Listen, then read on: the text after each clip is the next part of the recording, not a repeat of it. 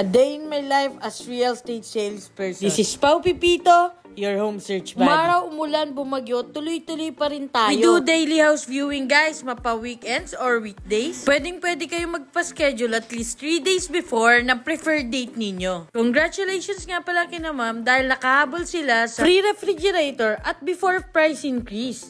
Meron pa tayong available na 5 units, kaya ano pang hinihintay mo? Message mo ako para ma-schedule na natin ang exclusive house viewing mo. Bye-bye!